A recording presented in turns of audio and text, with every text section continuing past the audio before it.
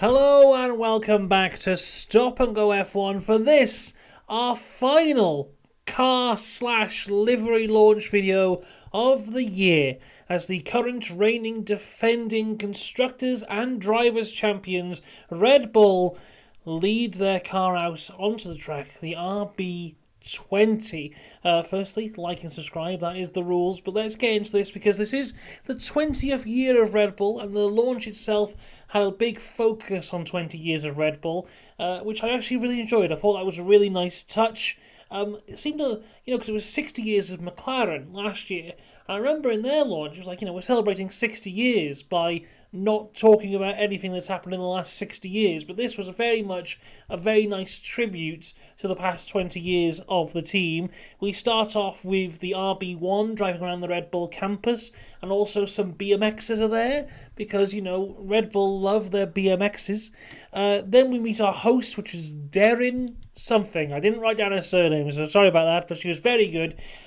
She introduced our new tagline for this year for Red Bull, which is the Forever Rebels. The rebels of Formula One, which is very much true when they came into Formula One. They very much were the rebels, the party team. I think they're less like the rebels now, but it's a good tagline, so who am I to knock that down? We get a big video package of highs and lows for the team over the last 20 years, which was very good, focusing a lot on David Coulthard at the start, through to Sebastian Vettel, a little bit on Mark Webber as well, a lot on Daniel Ricciardo, and then Max Verstappen, and a little bit on Sergio Perez as well.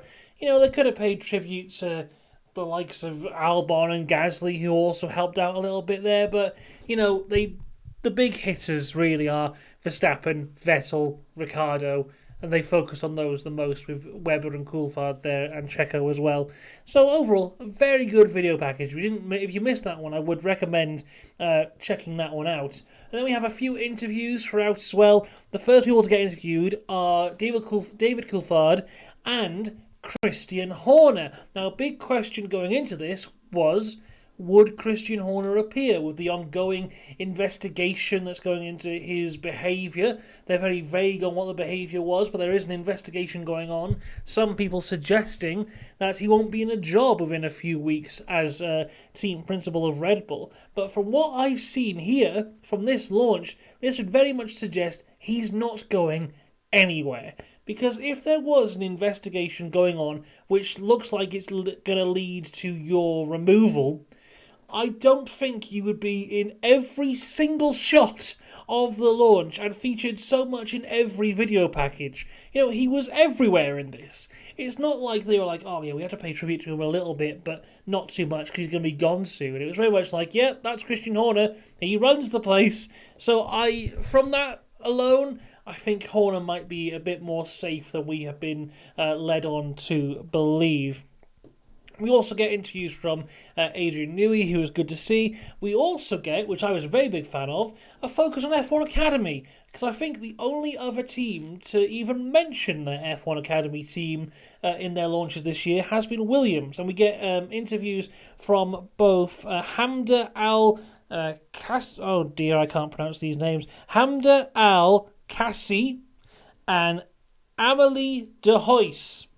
I'm sorry for those pronunciations. I'll get better as we go through the year. But they were there. They had a quick interview as well. It's good because I think Red Bull are actually doing something very cool with their F1 Academy team, because they have two representatives for Red Bull and a third representative for Racing Bulls, and that is the entire MP Motorsport team of F1 Academy. So I think that was very cool there. Then, there's not much else to do. It's time to look at the RB20. So let's have a look. Here it is. If you're watching on the YouTube, I've got the image on the screen here. If you're listening on the podcast version, I'll describe it to you now because it's an interesting one. I think they've gone with darker paint than usual because there was some leaks of this before the event actually started, and I thought they painted it black. It's not black, it's just a very, very, very, very, very dark blue. So, yeah, let's have a look. I mean, the most obvious thing that we have to talk about is here on the engine cover. Is there a better photo maybe to have a look at that? Here you go, that might be a little bit better. But it's very much like the Mercedes of last year, with these huge bulges coming off of the halo around to the back of the car. Looking at the Mercedes from this year, it looks like that doesn't exist anymore. And I think they got rid of this when they made their big Monaco upgrades. I think that was removed from the car.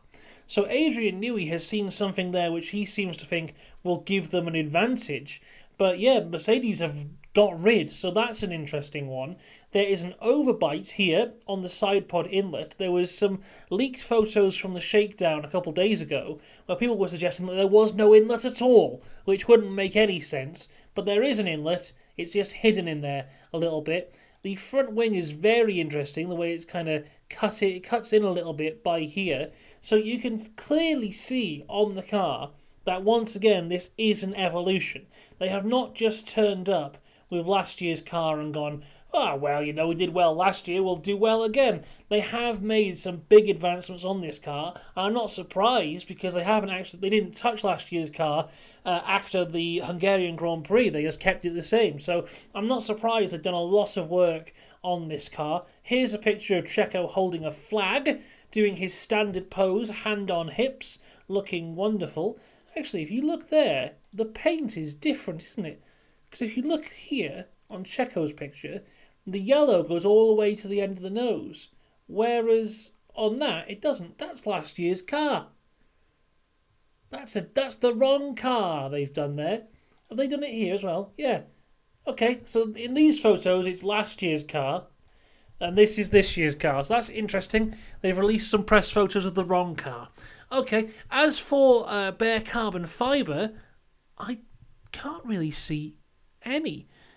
Maybe there's some under here in the side pod here, but what a lot of teams are doing is putting bare carbon fibre on the top of the side pod where you can't see it from the camera angles. But no, you can see the red stripe on both sides there, so that is painted. So, very interesting from Red Bull here. Not much weight saving going on, but definitely a big advancement in terms of the evolution of the car to this year. Looking at it again, there is quite a bit of clear space here. So maybe they are looking for some more sponsors to slap on here. I guess it is a bit of a weird shape to sponsor on. So who knows what's going on there, but are we looking at the same again? Well, we can definitely say the livery, is it the same again? I don't think it is the same again. I think it is a darker shade of blue. Are we looking at same again in terms of performance? That is a different question. Now, do I think Red Bull will be the fastest car? Yes. Do I think Red Bull will win both championships? Yes. Do I think Red Bull will win all but one race this year? No. I don't think we will ever see that ever again. And I don't mean that in the fact that they're going to win every race this year. There's no doubt in my mind that we will have a more competitive season this year with other teams making a bit of a step up. But I still think Red Bull will be the ones to beat by quite some margin. But maybe they'll make a few more mistakes this time. Maybe the other guys will have the pace to catch them. So, yeah, I'm not going to come out here and say it's a four-way battle for the championship. But, I think we'll see Red Bull lose more races. That's all I'm going to say at this point, because who knows what's going to happen. Of course, there is testing next week, which I'm incredibly excited for. This time next week will be the end of the second day of testing. We'll be having loads of coverage of all the testing days next week, so make sure to subscribe for all of that. And then, just a week later, we'll be talking all things Bahrain as the first race of the year comes round. Let me know in the comments right now what are your predictions for the first race of the year and for the championship as a whole. Can anyone come close to Red Bull this year? That'll be an interesting one to think about. They did finish off the launch with a very cool little video of the RB1 and the RB20 going around Silverstone, which was very nice. I think Red Bull are a team that are very proud of their history. There's lots of teams that have been around for a long time, but sometimes you feel they're not as proud of their history as they could be. But Red Bull are very much like, no, look what we came from, and look what we've done, and aren't we great? And you know what? Yeah, they are. They're very good. A fizzy drinks company beating the likes of Ferrari, McLaren, Mercedes, all that lot. I think they've done very well, and I don't see their success stopping anytime soon. So there you go. That is the RB20. We'll have to wait and see next week how well they all do in testing. I cannot wait. There'll be a video out on the channel tomorrow, on usual Friday video. It's a very long video actually, about 20 minutes long, of the history of some of F1's biggest records. Then I'll be back on Saturday for the Saturday news video, if there is any news. So far, not much news to talk about outside car launches, so hopefully something will happen between now and Saturday and I'll be able to talk about that.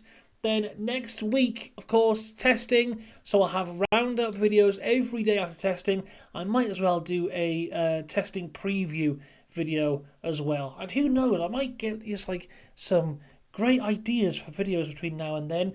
And there'll be surprise ones for you on Sunday or Monday. Who knows? Subscribe so you don't miss anything. And until next time, have a good one. I'll see you then. Goodbye.